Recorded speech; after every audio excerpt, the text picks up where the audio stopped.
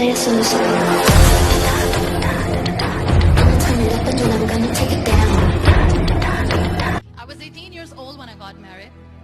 I belonged to a very conservative family, a Baloch family, where good daughters never say no to their parents. My father wanted me to get married, and all I said was, if that makes you happy, I'll say yes. And of course, it was never a happy marriage. Just about after 2 years of getting married, about 9 years ago, I met a car accident. Somehow my husband fell asleep. The car fell in the ditch. He managed to jump out, saved himself. I'm happy for him. But I stayed inside the car, and I sustained a lot of injuries. The list is a bit long. Radius ulna of my right arm were fractured. The wrist was fractured. Shoulder bone and collarbone were fractured. My whole rib cage got fractured.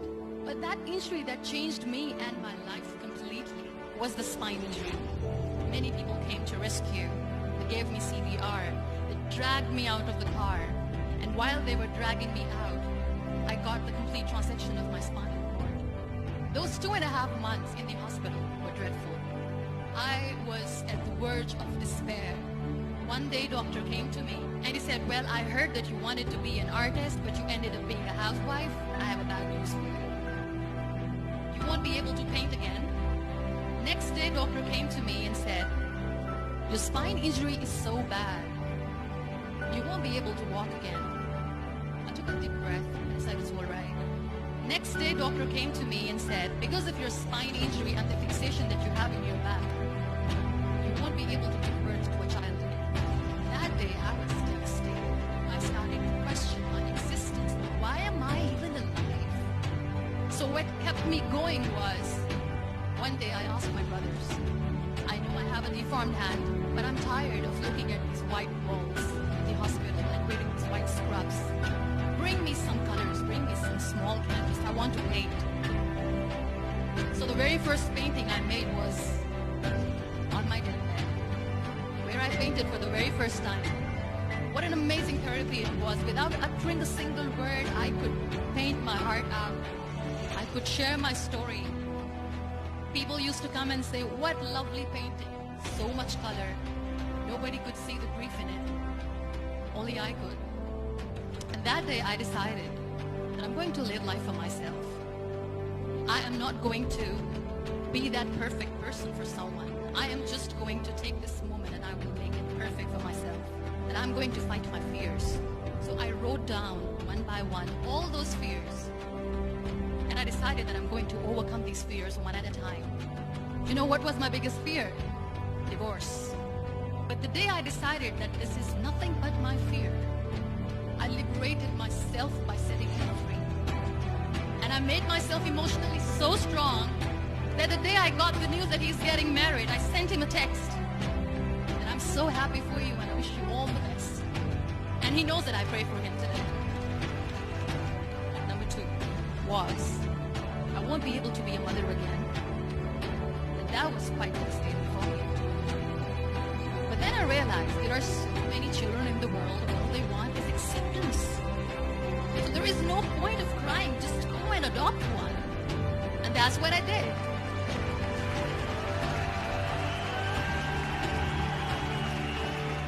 I gave my name in different organizations, different orphanages, and I waited patiently. 2 years later, I got this call from a very small city in Pakistan. I got a call and they said, are you muniba mazari? There is a baby boy and would you like to adopt? I could literally feel the labor pain. I said, yes, yes, I am going to adopt him. I am coming to take him home. And that day, I was 2 years old, 2 days old, and today he's 6. You know, when you end up being on the wheelchair, what's the most painful thing? People think that they will not be accepted by the people because we, in the world of perfect people, are imperfects. So I decided to appear more in public. I started to paint. I have done a lot of modeling campaigns. I decided that I'm going to join the national TV of Pakistan as an anchor person. I became the National Goodwill Ambassador for UN Women Pakistan, and now I speak for the rights of women, children. I was featured in BBC 100 Women for 2015. I'm one of Forbes 30 under 30 for 2016. So when you accept yourself the way you are, the world recognizes you. It all starts from within. We have this amazing fantasy about life. This is how things should work. This is my plan. It should go as per my plan. If that doesn't happen, we give up. I never wanted to be on the wheelchair. Never thought of being on the wheelchair. This life is a test and a trial. Tests are never supposed to be easy. So when you are expecting ease from life, and life gives you lemons, then you make the lemonade, and then do not blame life for that. It is okay to be scared. It is okay to cry. Everything is okay, but giving up should not be an option. They always say that failure is not an option. Failure should be an option, because when you fail, you get up, and then you fail, and then you get up, and that keeps you going. Embrace each and every breath that you are taking. Celebrate your life. Live it. Don't die before your death. Real happiness lies in gratitude. So be grateful, be alive, and live every moment.